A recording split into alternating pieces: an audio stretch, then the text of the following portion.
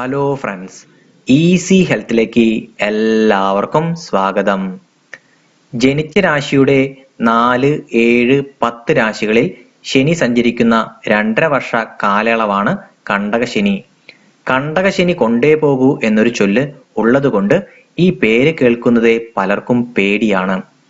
മകയിര്യം അവസാന 30 നാഴിക, തിരുവാതിര പുണർദം എന്നിവ ആദ്യ 45 നാഴിക, ഉത്രം അവസാന 45 നാഴിക, അത്തം ചിത്തിര ആദ്യ 30 നാഴിക, പൂരുട്ടാതി അവസാന 15 നാഴിക, ഉത്രട്ടാതി രേവതി എന്നീ നക്ഷത്രങ്ങളിൽ ജനിച്ചവർക്കാണ് ഇപ്പോൾ കണ്ടകശനി ഉള്ളത്. 2020 ജനുവരി 24 വരെ പ്രബലമായി ഉണ്ടാവുകയും ചെയ്യും. ഈ കാലയളവിൽ സാമ്പത്തിക ഇടപാടുകൾ, വാഹന ഉപയോഗം, ആരോഗ്യ സംരക്ഷണം, കുടുംബ ബന്ധങ്ങൾ എന്നീ കാര്യങ്ങൾ കൂടുതൽ ശ്രദ്ധയും കരുതലും വേണം. എള്ളെണ്ണയുടെയും എള്ളിന്റെയും കാരകനാണ് ശനി ഭഗവാൻ. മാസത്തിൽ 2 ശനിയാഴ്ച വീടിന്റെ തെക്ക് ഭാഗത്തോ കിഴക്ക് തെക്ക് ഭാഗത്തോ പടിഞ്ഞാറോ ഭാഗത്ത് എള്ളുകിഴി കെട്ടി എള്ളെണ്ണ ഒഴിച്ച് ദീപം തെളിയിക്കുന്നത് കണ്ടകശനിയുടെ ദോഷം കുറയ്ക്കാൻ ഉപകരിക്കും.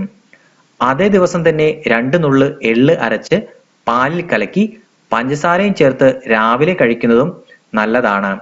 ഓം ശനീശ്വരായ നമ എന്ന ശനിദേവന്റെ മൂലമന്ത്രം ജപിക്കുന്നതും നന്ന്. നിത്യവും പ്രഭാതത്തിൽ ശനീശ്വര സ്തോത്രം ജപിക്കുന്നത് ശനിദോഷം മൂലം കഷ്ടത അനുഭവിക്കുന്നവർക്ക് ഒറ്റമൂലിയാണ്. ശിവന്റെയും വിഷ്ണുവിന്റെയും പുത്രനായ അയ്യപ്പസ്വാമിയെ ഭജിച്ചാൽ ശനിദോഷം ശമിക്കും. ജ്യോതിഷ പ്രകാരം ശനിയുടെ അതിദേവതനാണ് ശാസ്ത്രാവ്. ശനിദോഷ പരിഹാരത്തിനായി ശാസ്താക്ഷേത്രത്തിൽ നടത്തുന്ന ഏറ്റവും ലളിതവും ഫലപ്രദവുമായ വഴിപാടാണ് നീരാഞ്ജനം. കഴിവതും ശനിയാഴ്ചകളിലും ജന്മനക്ഷത്ര ദിവസവും ക്ഷേത്രത്തിൽ ദർശനം നടത്തുക.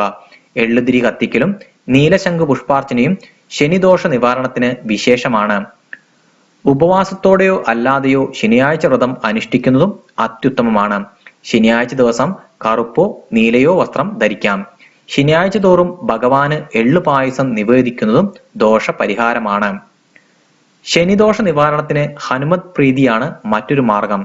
ഹനുമാൻ സ്വാമിയുടെ ഭക്തരെ ശനിദോഷങ്ങൾ ബാധിക്കില്ലെന്ന വിശ്വാസത്തിന് പിന്നിലൊരു കഥയുണ്ട്.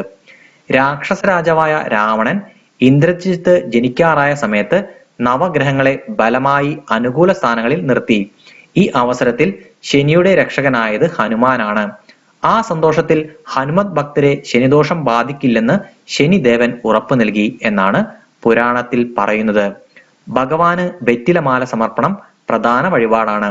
ഹനുമാൻ ചാലിസ ജപിക്കുന്നതും നല്ലതാണ്. ഗണപതി പ്രീതിയും ശനിദോഷ ശാന്തിക്ക് ഉത്തമമാണ്. കൂടാതെ വാക്കുകളിലും പ്രവൃത്തികളിലും സത്യസന്ധത കാണിക്കുക. അന്യരെ ഉപദ്രവിക്കാതെ കഴിയാവുന്ന രീതിയിൽ സഹായം ചെയ്യുക. എങ്കിൽ കണ്ടക ശനിദോഷം നിങ്ങളെ ഒരിക്കലും അലട്ടുകയില്ല.